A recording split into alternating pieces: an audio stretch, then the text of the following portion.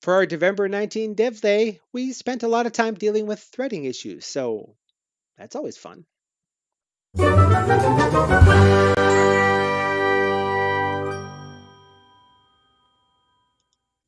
hello, fellow Sublime Text Fanatics. Odaner here for your Devember devlog update for Devember the 19th, a Friday. Now, this is going to be a pretty short one because I spent the entire time that I spent developing stuff tonight fighting with a problem that eventually didn't actually solve, and I'm not putting the code in for that because it actively breaks Sublime. We'll get to that in just a second.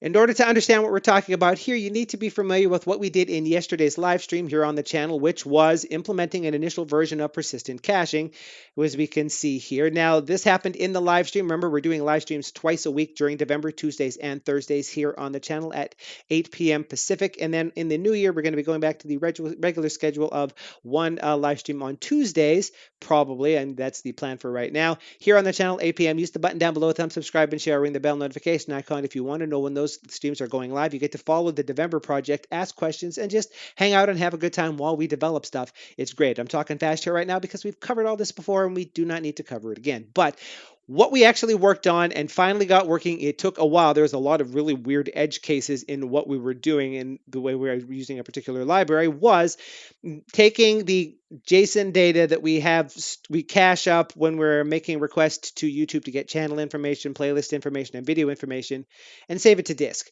The idea being that if we could gather that information, save it to disk, then when the plugin reloads or we restart Sublime, it doesn't have to fetch that data out from the server because it's already got it. By and large, a lot of that information is not going to change. What we've kicked down the road a little bit, we've kicked the can down the road of knowing when it's actually time to start refreshing that cache because there's not any information in there in the API that would tell us. So for right now, that's just a manual operation. For my own purposes, I know I only ever really update video information on a weekly basis on the channel I use this package for. So there's a manual command in, and we'll maybe come up with something else. So we finally got this thing working. Now, if we were to continue on, we would know that the thing that we were doing was saving this data to disk. Now we want to encrypt this particular data because it contains some not sensitive information, but information that's not readily available to the public. That is video information on unlisted videos and on private videos, and similarly for private playlists. Those are the sorts of things that casual observers on YouTube can't find on their own. So we probably shouldn't let casual observers see it locally unless they happen to be running your copy of Sublime, right? And this goes hand in hand with what we were doing previously, which was storing the data for credentials, the information that we use to talk to the YouTube API to represent who we are.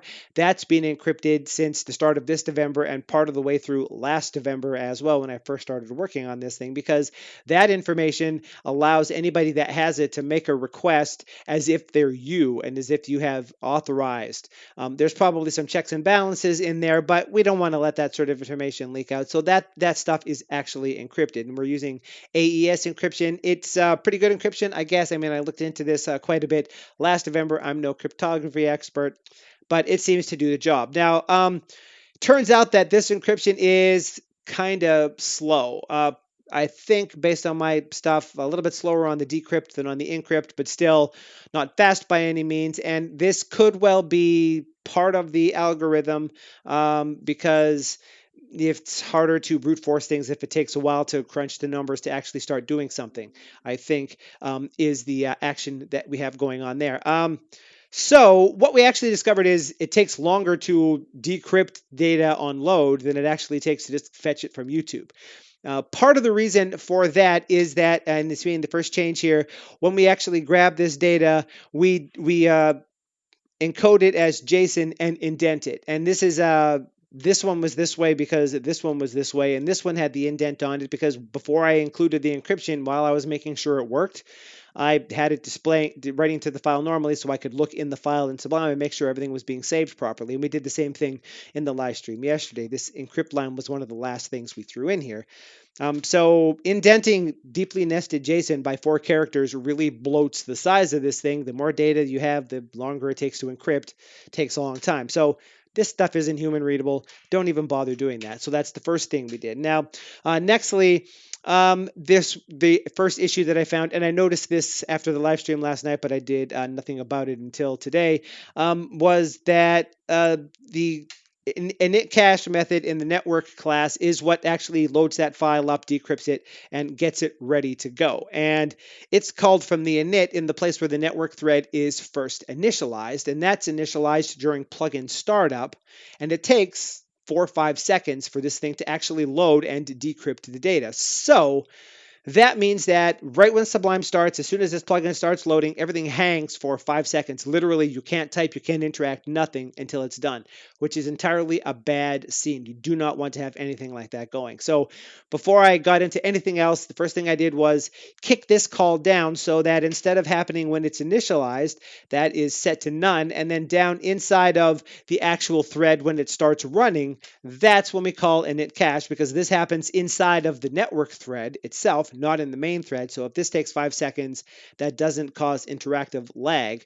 And also the network thread isn't currently started until the very first request is made, just to stop it from running a thread in the background that's doing nothing. From there, I went into actually trying to track a little bit of timing information. And it occurred to me, if the loading and saving is going to take some amount of time, we should have a busy spinner down in the panel to tell, in the status bar rather, to tell us how long it's taking, so that you can tell that the thing you just did is actually doing something. It's just going to take it a second. You're going to see the spinner just saying loading cache data. And because I wanted to see just how fast it was, I came in here quickly and tweaked up the busy spinner class that we implemented in the previous Devember day to take an argument of time, which defaults to false, to make sure that anything that calls this after this point, or that already calls this, I should say, isn't affected by this. But if you set this to true when the timer is started and stopped, and if I slide this up, you can see whenever the timer is started, we capture the time. If we set that, and when it stopped, if we set that, we gather the end time and say how long it took. And once that change was in place, we modified the place where the cache information is loaded and where it's saved to have a busy spinner, so we can actually see it loading and saving, and we get a log of the time that it actually took. And it's also worth pointing out that the cache load isn't as smart as it could be right now for reasons that we've already covered, and the cache save operation isn't as smart as it could be right now because it's being manually called every time any change happens in the cache data. But a lot of requests are chained.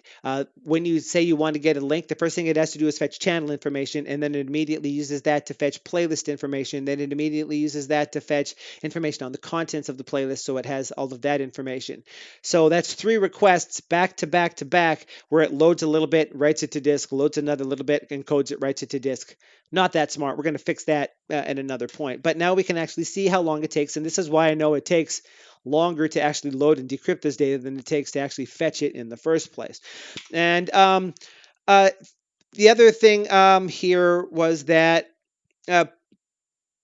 we did the operation here where if we look at this, I kicked the init cache method out of the init method to make sure that the UI didn't hang. But what I realized while I was testing things is this isn't a great idea, because there are some requests, particularly deauthorizing, saying, I don't want to use this anymore as this user, which deletes the cache, or please flush the cache, which deletes the cache, that cause this to say, okay, the very first thing you said to do is flush the cache, so I'm going to spend 5 seconds loading it from disk so that I can immediately delete the file and throw that information away. That does not sit right with me. That is not a good design. So we moved this from here into the actual handle request method. And if I actually, did this, we can see that the run method, it used to call that, all it does is sit in a very tight loop looking for requests and calling it. That's this code up here, which now has this line here. If the cache hasn't been initialized, do it now, but only do it if it's not one of these 3. These 3 requests don't touch the cache except for erasing it. So this makes this a whole lot nicer. And that's the end of the changes here, because I spent the rest of my development time trying to work out a way where there's still a delay in what we have here because loading the cache still takes 5 seconds, which means that from a fresh start, everything is fine. And then when you say, I want to do something with the package, there's still a delay of 5 seconds before something happens. Only now, instead of it being three requests, it's just one saying, hey, I'm loading the cache data, which it wasn't really what we intended to do. Primarily, we wanted to stop making a bunch of redundant requests, but also we don't want to make any if we know the data is not changing. So I spent time trying to defer this so that, as we can see here, the thing that I settled on, which doesn't work, which is why this isn't committed, because this actively crashes Sublime and does not do what I want. And I'm not entirely sure why. And I refuse to check broken code even in a branch. That's just not cool. Previously, I've always checked in stuff, even if I was going to redact it out, because it at least worked, even if it wasn't the final form of things. To start a new thread whose whole job is to just call init cache on the network thread saying, please load the save data, and then it's done. And this happens right in the init. So instead of say starting the network thread right away, what we would do is actually start this thread to load the cache. So as soon as the package starts, it loads the cache, and that information is sitting in memory waiting. And then when you decide to make the first YouTube request, if you do, the thread starts up. It's immediately got its cache data. That's the theory. I got part of the way through this. Currently, the code in this looks something like this. Whenever any of the commands makes a request, if the network thread's not alive, that's the point where it would actually call startup to start the thing. But I got into this and spent some time trying to debug this, and I never successfully did it. The ultimate idea and my first take on this was, if there is a cache load thread and it's still running, then don't start the network thread yet. Don't do this part. It can still allow the request to go into the queue.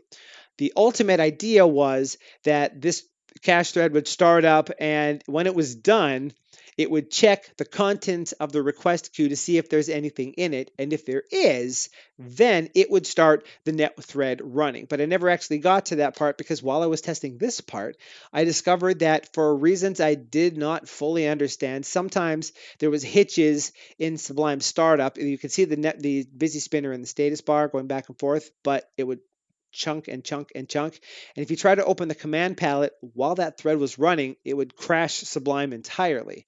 And I was unable to replicate that without this in place. I didn't spend a ton of time doing that. So there's something wrong with this. So tomorrow's operation is going to be doing something with this, seeing if we can get this part working. And if not, maybe we just bite the bullet and start the network thread running right when this starts, which is what I've done in previous packages like Sublime, the clipboard synchronization tool between instances of Sublime, because in that case, hopefully that would resolve the issue. It is another thread that's running in the background, but that's not the worst thing in the world. It's certainly a lot better than crashing Sublime.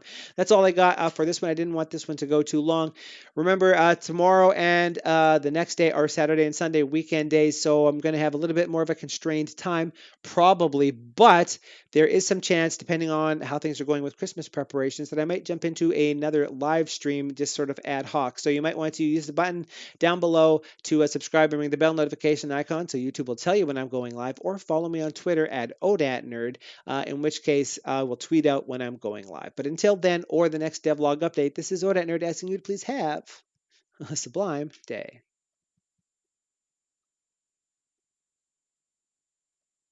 Okay, that took way too long.